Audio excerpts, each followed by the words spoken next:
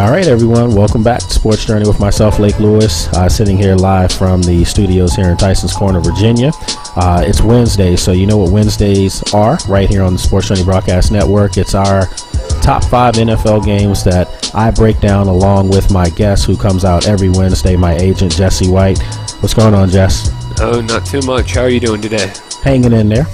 Having another lovely festive day here on Wednesday, and feeling good, folks, because I am in the lead here with Jesse and myself. You know, I have actually got a one-game lead over Jesse right now. 7-3 on the season. He's 6-4. We're both playing, winning predictions here.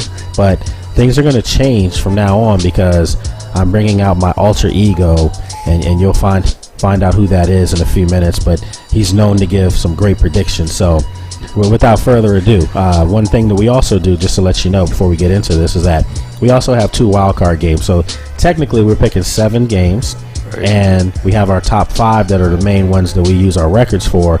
But we also give you some wildcard games of interest.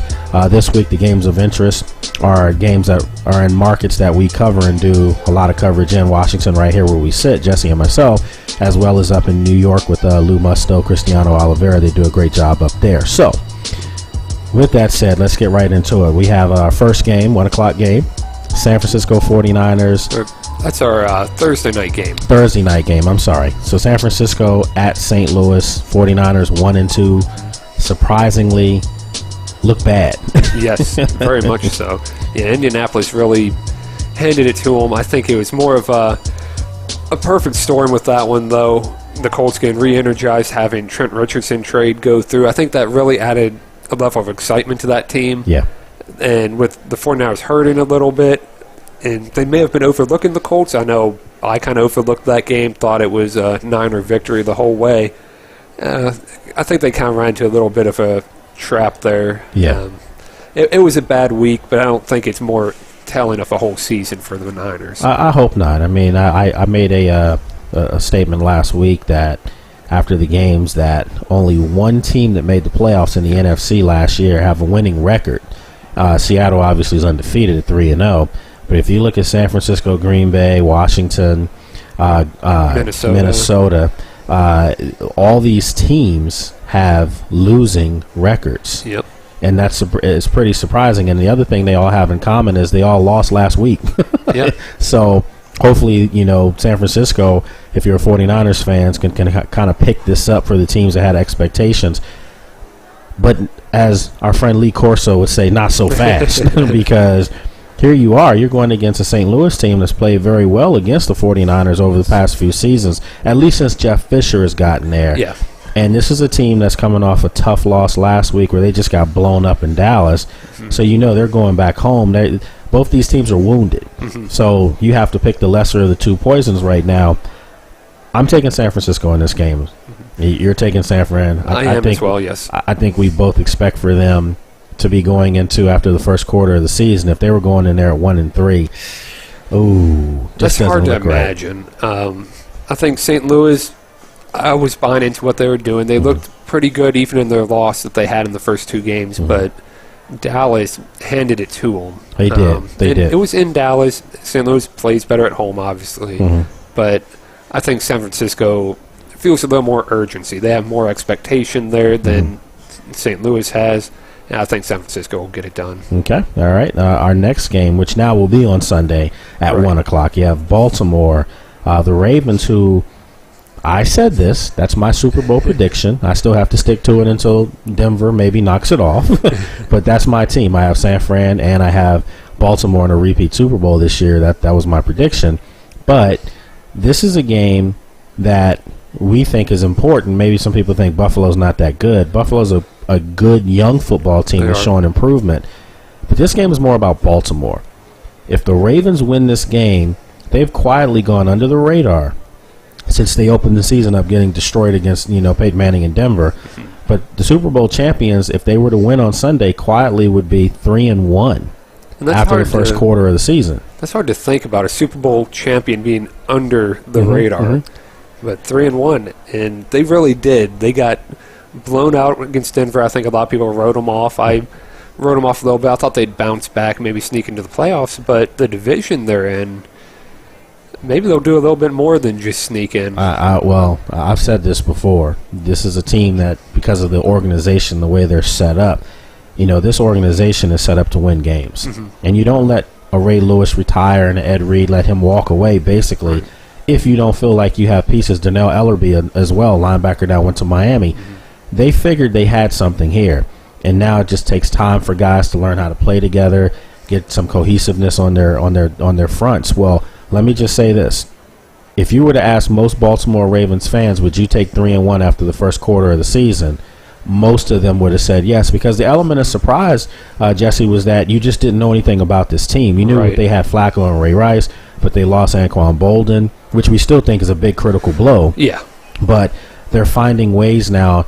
And last week against Houston, it was more about the defense. It was more good. Absolutely. It was more about letting those young guys get a little loose there.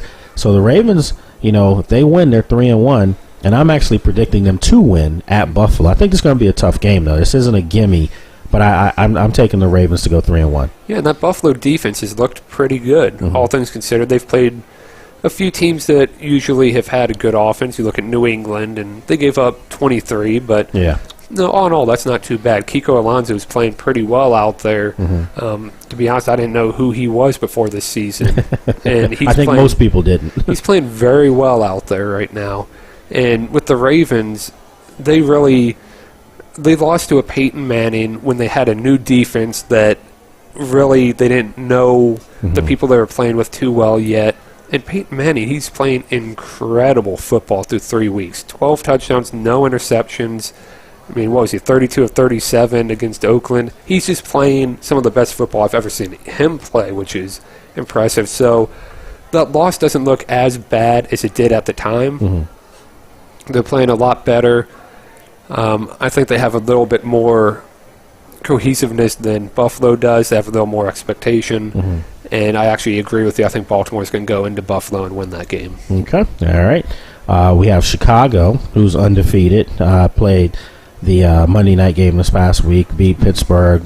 Pittsburgh's down football team, but nevertheless, if you're, Mark Trestman, you like the way your team has started, responded under your new leadership. They're undefeated. They go to Detroit, a team that, I saw personally up close last week here in D.C. Detroit's a team that if Reggie Bush is expected to play, if he does play, we could have a shootout between a black and blue divisional game where you think it'd be defense oriented. We actually might have a shootout. I'm taking Chicago to go into Detroit and get the W and stay undefeated. And I'm actually agreeing with you on that pick. Detroit is a much improved team from last year. They're looking good. Reggie Bush makes a huge difference. But I think the way you look at the teams from last year, even Chicago, they went 10-6 and missed the playoffs.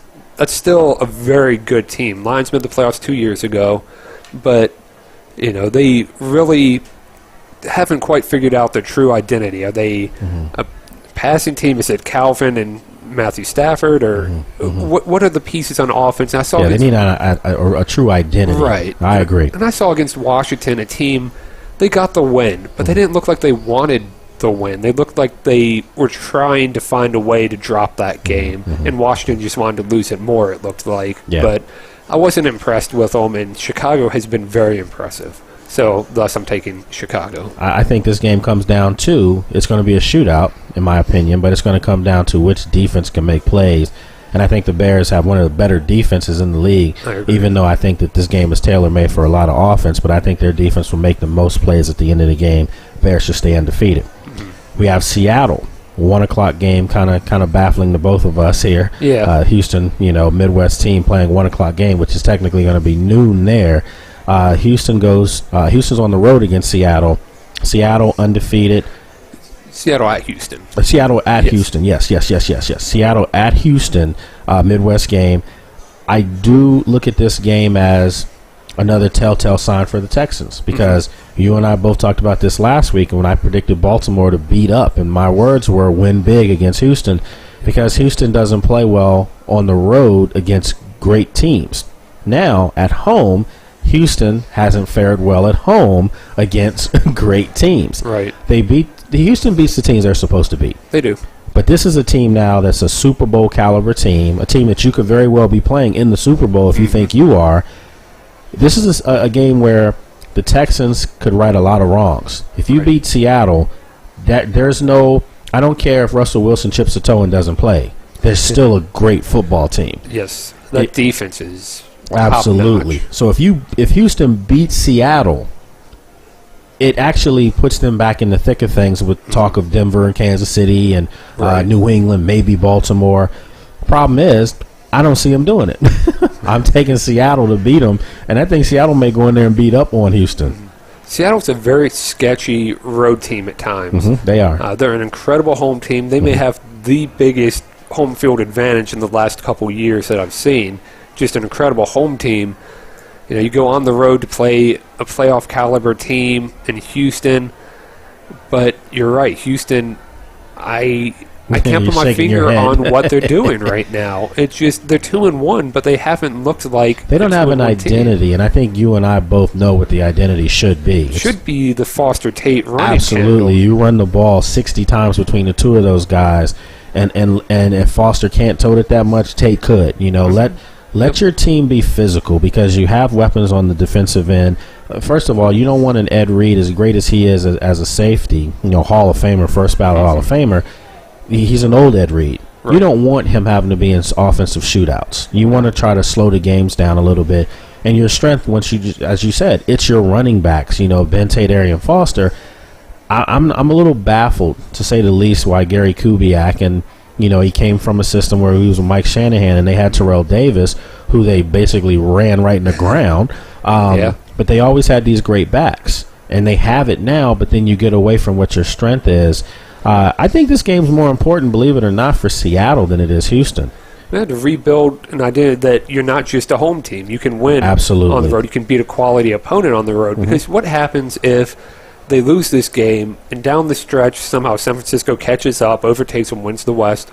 Now Seattle has to go on the road again. Last playoffs they beat Washington, and then they dropped. But you can't tell me if they had home field they wouldn't have made it to the Super Bowl. Yeah, I agree. So this is a game that they can show, even if they don't win the division, that they can still beat a top-notch team, a playoff team on the road.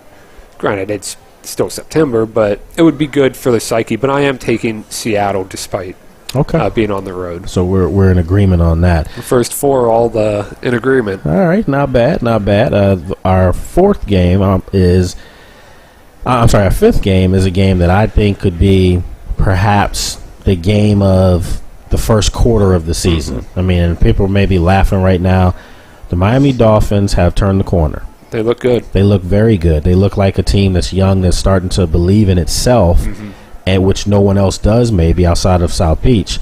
But they look like a team that they have some weapons, and they have some young guys that are starting to really prove to themselves, let alone the fan base there, that, hey, I can be a good player in this league. Well, they're going to a place where, you talk about a home field advantage. Yeah. New Orleans, one of the loudest places in the league. And I think New Orleans is doing what I really thought they were going to do last year had Sean Payton been there. Yeah. Clearly, this is one of the better franchises over the last 5 years. No one can debate that. They have a Super Bowl to prove it. But last year was just one of those once-in-a-lifetime events that happen. You don't have your coach, your coordinator, defensive coordinator. It's a lot of different things that have happened. Well, this team's rebounded. Drew Brees is playing Drew Brees football. One of the guys they haven't even got involved in the offense was the guy that everyone expected to be their top receiver outside of Marcus Colston is Lance Moore. So imagine if they can get him going as well to mix in with this offense.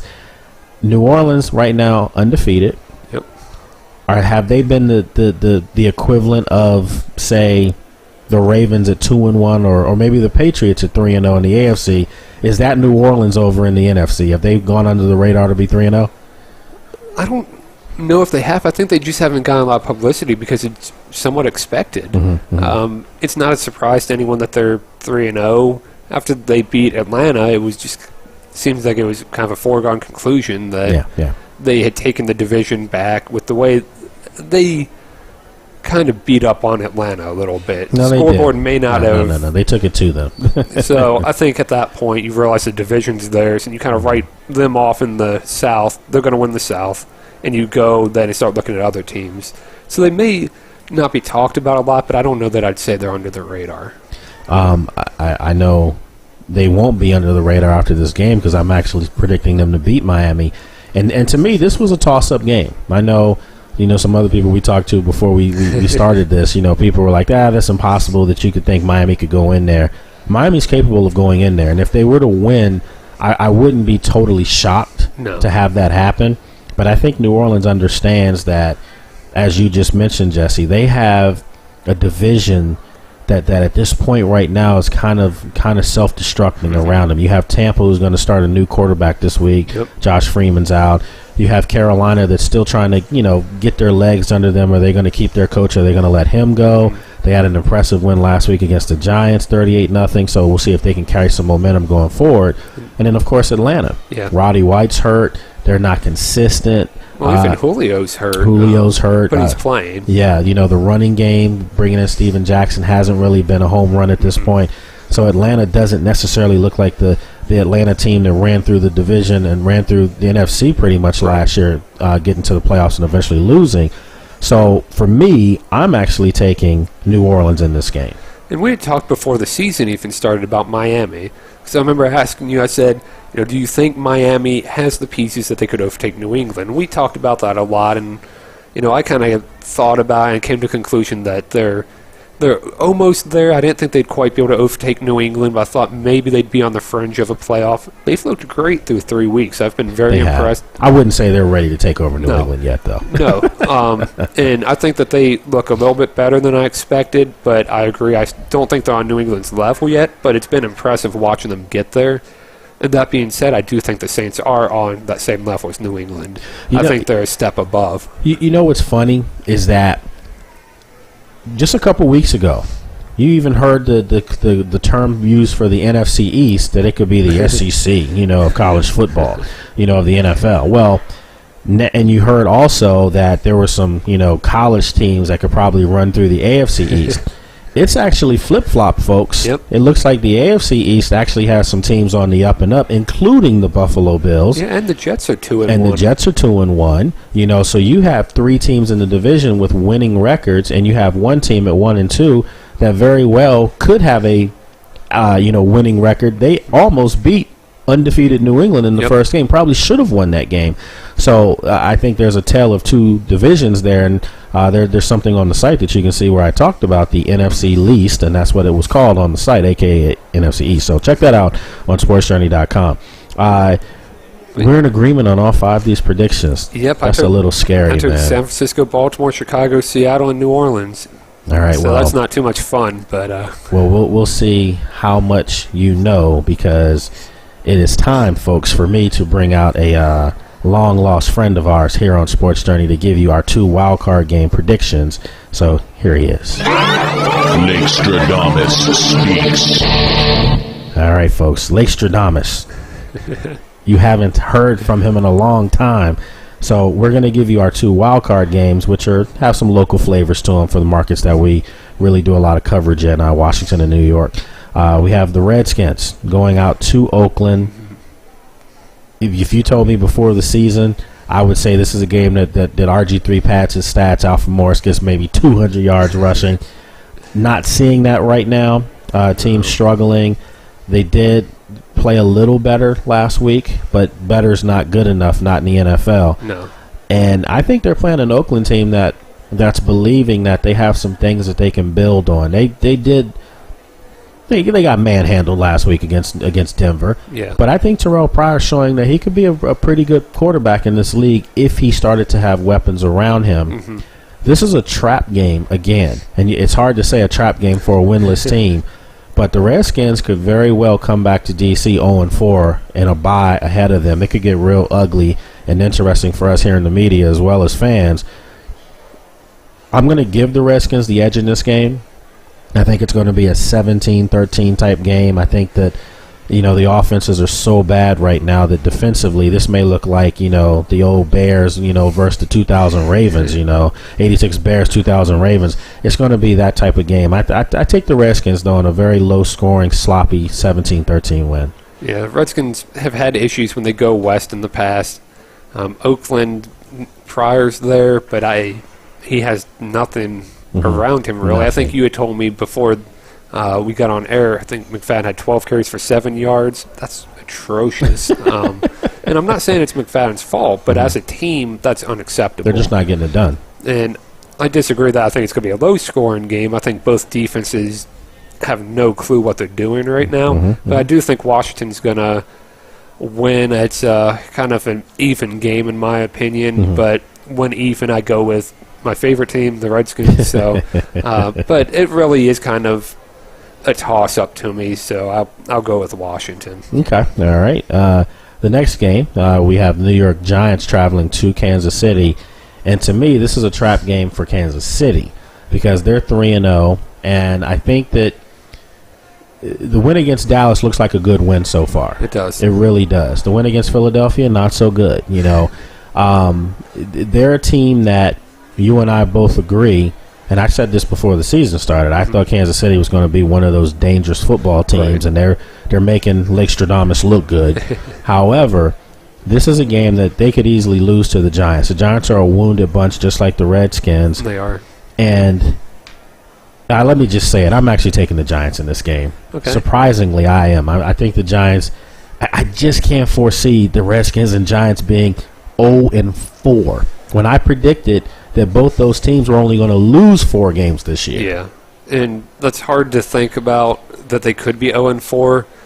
A team's always the most dangerous when their backs are against the wall, but at the same time, when your team has no teeth, you can only be so dangerous. The running game's non-existent. Eli, he's not a guy that's going to single-handedly beat you. Right, and he's tried that in the first 3 games, and I think the pressure on him, and his stats so far haven't necessarily been his true ability. I think he's a better quarterback than his stats show, but he's throwing a lot of picks. But you called it, Jesse. He needs a running game. If you don't have someone that you can turn around and consistently get you 4 or 5 yards on first down, you're in pass mode the whole game. Right. And that's how they look. And let's face it, the Giants are a fourth-quarter team. They're a team that's built to stay around in games and steal them in the fourth quarter. If you're behind 14 points on the Giants, you're in trouble. Yeah. Because now teams just tee off, and that's where you start to see the weaknesses of Eli Manning. He's not his brother. He's not the best at surveying the field over and over. And right now, teams have crowded the middle of the field. They've taken away Victor Cruz underneath. And you're not going to do anything if you're the Giants, and you can't balance that by running the football. Right. And their defense, even, I'm just not sure what's going on in New York. They have the pieces there to be a good team. They can rebound still. I just don't see it happening. Kansas City's playing very inspired right now. Andy Reid has them playing very good football. They have talent top to bottom anyway in Kansas City, and I just don't see Kansas City losing this game. So for our 7th and final pick, we have a differing pick. I'm taking Kansas City. You know what's curious about this whole thing is that Andy Reid, if he were to win this game, they fired him in Philadelphia last year because he wasn't winning in the division. And he beat Dallas, New York, and Philly with the Redskins to come towards the end of the year. Absolutely. So, I mean, you seriously put this, in front of you. He could be 3-0 against the NFC. If he was in the NFC, they'd be winning the division over there. Unfortunately, they're in the division with Denver right now. Which might not even be fair for anyone at this point. But I do think Kansas City is a good football team. It's going to be curious when we come back next week who's going to be the teams that are, that are going to be continuing to be undefeated. It may be some surprises out there.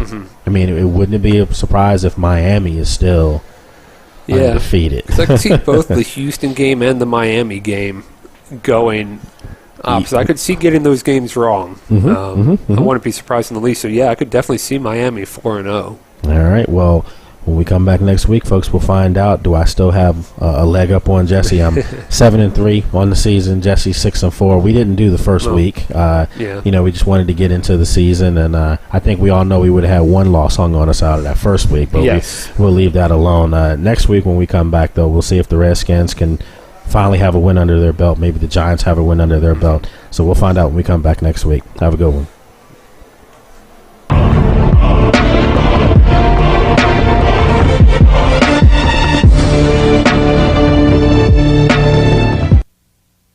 Let me tell you some of the reasons people get into trouble with credit cards. A job loss or salary cut, an unexpected expense, a divorce, a business loss, or even helping a family member or friend in need. At Consolidated Credit, we understand that debt problems are not about overspending. It's about emergencies and unexpected situations. Consolidated Credit has helped over 5 million people, just like you. The options for getting out of debt have never been better. We can reduce your interest rates, cut your monthly payments, and help you get out of debt fast. The time to call Consolidated Credit is now. There are a lot of ways to get into trouble with debt. There's only one trusted way to get out: Consolidated Credit. When debt is the problem, we are the solution. Call Consolidated Credit now. Call toll-free 1-800-426-6016. That's 1-800-426-6016. Call now. If you're disabled and unable to work, pay attention to the following message. If you're one of the millions of Americans who are disabled and unable to work, you may be entitled to disability benefits through Social Security. Receiving benefits is your right if you suffer from a physical or mental disability. Whether you're applying for the first time or you've already been denied, we can help. You'll be matched up with an advocate who will evaluate your situation, handle your application, deal with Social Security for you, and handle all appeals. Best of all, there's no fee until you receive your benefits. To get started, call the number on your screen now. And keep in mind, there are a vast number of conditions that make you eligible for disability benefits and dozens of additions that you may not be aware of. So if you're disabled and unable to work, call the Citizens Disability Helpline today for a free, no-obligation consultation. Call 1-800-735-0219. Call now. Health Insurance Update. This just in for all uninsured Americans with or without pre-existing conditions. The recent health care bill will not take effect until at least 2014, leaving families and individuals lacking health insurance with no immediate solution to their concerns. Meanwhile, medical problems continue to be the #1 cause of bankruptcies. Here's the good news. A health insurance hotline has been established to provide affordable health insurance for all uninsured Americans, and yes, uninsured Americans with pre-existing conditions. Call the number on your screen now, and in less than 10 minutes, you could receive a choice of affordable plans from the Hotline Network. This is not a discount card. You will have access to doctors, hospitals, dental care, infant care, and emergency services. Call the Health Insurance Hotline now and get you and your family covered today. Call 800-794-1817. That's 800-794-1817. Call now. In 1990, in Severn, Maryland, the daughter of a clergyman was discovered by a music industry insider while pumping gas at a service station. The odds of her getting signed and spending 11 weeks at #1 on the U.S. singles charts? 1 in 19 million. The odds of this former church choir singer going on to sell 40 million records? 1 in 15 million. The odds of the same woman winning 6 Grammy Awards and starring in 2 Broadway plays? 1 in 75 million. The odds of this musician and performer having a child diagnosed with autism? 1 in 110. I'm Toni Braxton, and I encourage you to learn the signs of autism at autismspeaks.org. Early diagnosis can make a lifetime of difference.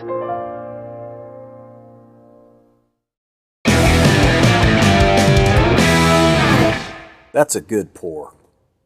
Frosty glass, perfect amount of foam. Thanks, Coach. How's your Bloody Mary? Spicy. Wings? Always fresh, never frozen. All right. Who's the primary on Spider 2Z Snag? It's the fullback out of the backfield. If he gets jammed, I'm heading the flanker on a curl route. You're good. I know. Huddle up at Hooters. Why would you go anywhere else, man?